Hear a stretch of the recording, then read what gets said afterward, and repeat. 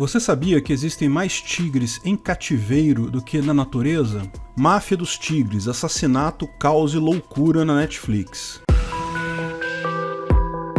Esse é o Visão Libertária, sua fonte de informações descentralizadas e distribuídas. Esse artigo traz um review do reality show Máfia dos Tigres, ou Tiger King, da Netflix. Não sei se já ouviram falar desse show, mas está bombando na Netflix, em especial nos Estados Unidos. O reality é muito interessante porque, do começo ao fim, você nota uma coisa: como tem gente maluca nesse mundo. Vou dar uma breve introdução sem spoilers para quem ainda não viu. O reality show é uma mistura de surpresas absurdas e loucura sobre a vida de colecionadores e procriadores de animais exóticos em cativeiros particulares, em especial dos grandes felinos, tigres, leões, leopardos, ursos, onças, entre outros. O personagem central dessa história se chama Joe Exotic, ou como eu gosto de chamar, João Exótico. Em suas palavras, ele se define como um caipira homossexual poligâmico de mullets, que anda com um revólver na cintura e tem o maior zoológico privado de grandes felinos nos Estados Unidos. O maior sonho de Joe é ver a sua inimiga morta, Carole Baskin, CEO da Big Cat Rescue, resgate de grandes felinos, na cidade de Tampa, Flórida. Ela se apresenta como uma ativista pelos direitos dos animais e tem como objetivo acabar com o cativeiro de tigres e outros grandes felinos nos Estados Unidos, mas, no final das contas, as condições do zoológico dela não são melhores que as do Joe. Ou seja, apesar do discurso bonito, ela é só mais um Joe nessa história colecionando animais. Na visão do Joe, ela não tem nada de bom, apenas quer ser mais um zoológico e criador monopolista do setor de grandes felinos, usando as forças estatais e movimentos de proteção animal para controlar todos os tigres dos Estados Unidos. Os dois trocam ameaças, vídeos difamatórios, processos e muitos insultos. E pelo que o reality mostra, esse santuário de felinos da Carole Baskin, que tem apenas uma pequena fração dos tigres do Joe Exotic, trata os animais tão mal quanto todos os outros cativeiros que ela busca eliminar. Acaba usando os animais apenas para propósitos pessoais. Bom, mas para falarmos sobre a visão libertária da coisa, vamos precisar dar spoilers. Até aqui apenas descrevemos a série como já está na sinopse apresentada pela Netflix, mas a partir daqui vai ter spoilers, então esteja avisado. Se não quer ter spoilers, pare o vídeo por aqui, vai lá assistir a série e depois volta aqui.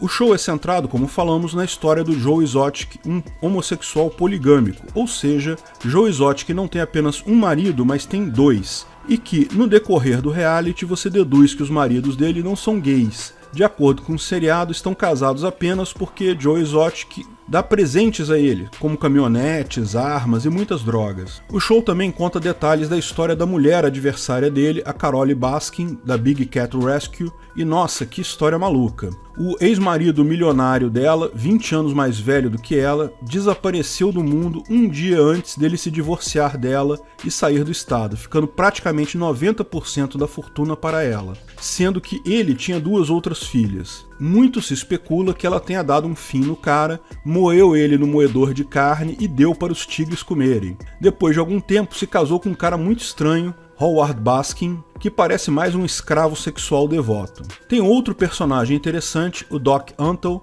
que é dono de um santuário de safari e compra filhotes de tigres do Joe Exotic. O Doc faz shows com seus tigres e já participou de filmes de Hollywood. Esse homem, que mais parece um líder de culto, tem 3 esposas, contrata especialmente mulheres jovens, virgens ou próximo disso, que adoram a causa animal e não se importam de ter seus nomes mudados ou de terem relações sexuais com o Doc Antle. Elas trabalham por um salário de $100 por semana. A parte boa é que cada uma das suas esposas recebe uma casa. A parte do salário é irrelevante, porque o reality mostra que Joe paga seus funcionários $150 por semana. E a Carole Baskins, bem, ela usa trabalho voluntário, os voluntários têm que trabalhar tanto quanto os funcionários de outros zoológicos, já que a manutenção dos animais e parques não muda muito. Mas então, vamos pular direto para o ponto central da discussão libertária. Não vou tocar em assuntos como o funcionário que perdeu o braço, um dos maridos do Joe Exotic que atirou na própria cabeça sem querer durante o show, um ex-chefão de cartel que tem zoológico particular,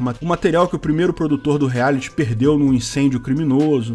Mas enfim, um dos pontos centrais e também o primeiro questionamento que o documentário mostra é que tem 5.000 a 8.000 tigres em cativeiro nos Estados Unidos e apenas 4.000 mil tigres nas selvas originárias deles, na África e na Ásia. Muitas pessoas podem ter tigres em suas casas ou em zoológicos particulares, e a questão que fica é, já pensou se o seu vizinho tem tigres em casa? O que acontece se ele fugir? Pois bem, o reality levanta um caso que foi em 2011, em Zanesville, Ohio, a fuga dos animais em grande escala. No episódio, um louco soltou 50 dos seus 56 animais exóticos, entre eles tigres, leões, ursos, lobos, antes de cometer suicídio. Os policiais tiveram que matar 18 tigres, 17 leões e 8 ursos. E isso, lógico, deixou todo mundo apavorado na cidade. Quem acompanha o canal já deve notar que o libertarianismo não delimita a compra, venda e criação de animais. Depende então da sociedade de leis privadas regular esse tipo de ação.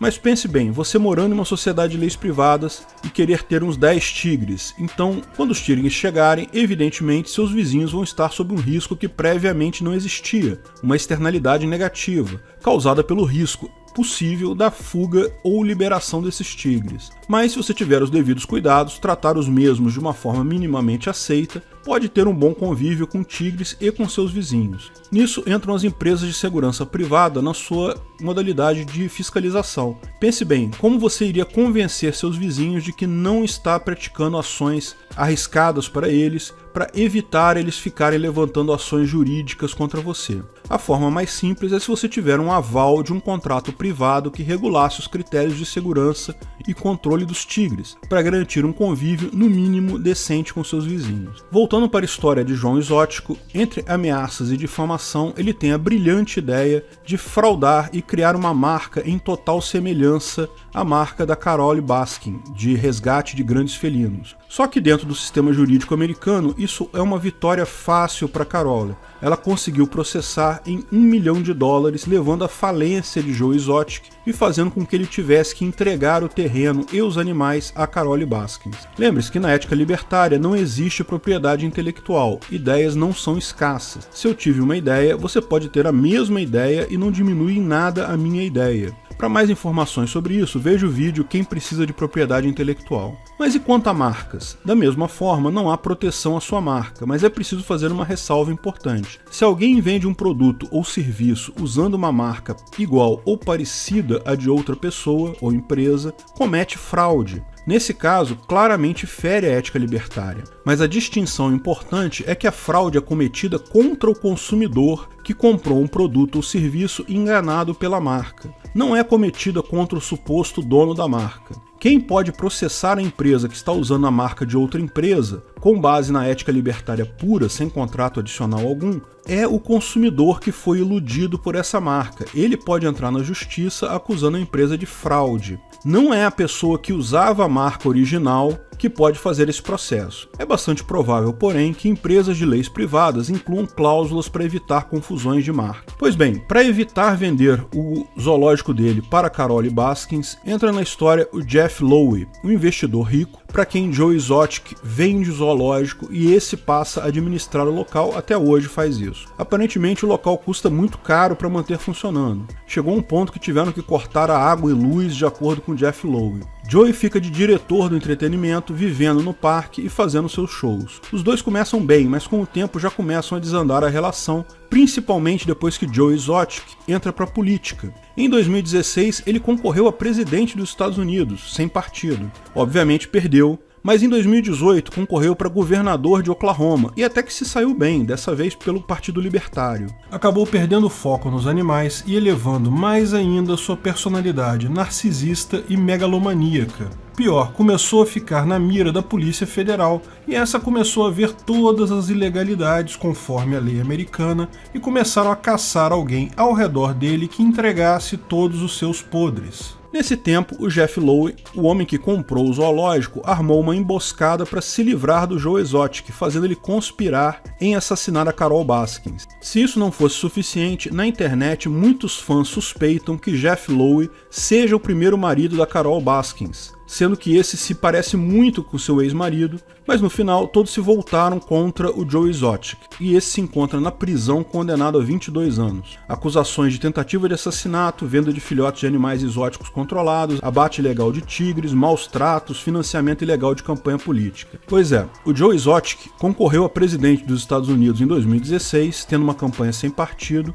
mas a parte mais engraçada é que seu gerente de campanha, Joshua Dial, além de ser a pessoa mais consciente do programa, se diz ser libertário, mas diz que seu maior sonho era ser gerente de campanha de um político. Só deu para rir muito nesse momento. Mas lembre-se, o termo libertário lá nos Estados Unidos refere-se tanto a minarquistas quanto a anarcocapitalistas. Então, Partido Libertário não chega a ser um contrassenso lá como é aqui. No final, a Máfia dos Tigres nos mostra que a vida em sociedade vai sempre ter pessoas complexas, malucas e megalomaníacas, e que tudo que temos para nos proteger dessas pessoas já são os mecanismos libertários de autoproteção e propriedade privada mesmo. Leis estatais acabam não servindo para nada ou só levando a mais injustiça no final das contas. Nos ensina também a não perder o nosso foco e mexer com política. Mesmo um maluco consegue ficar pior se entrar para a política. Outro ponto que vale lembrar é que atividades como os zoológicos seriam todas privadas, e esses locais serviriam de importantes bancos genéticos para animais que estão em extinção. E por fim, se alguém perguntar em uma entrevista de trabalho se você fosse muito rico e puder ter tigre em casas, responda: de jeito nenhum. Obrigado pela audiência. Esse artigo foi sugerido e escrito por Raul RB, revisado, narrado e produzido por Peter Turguniev. Se você gostou desse vídeo, clique no ícone de curtir abaixo e compartilhe o vídeo em suas redes sociais. Se você deseja ser notificado de novos vídeos, clique em inscrever-se e depois no ícone da campainha. Até a próxima!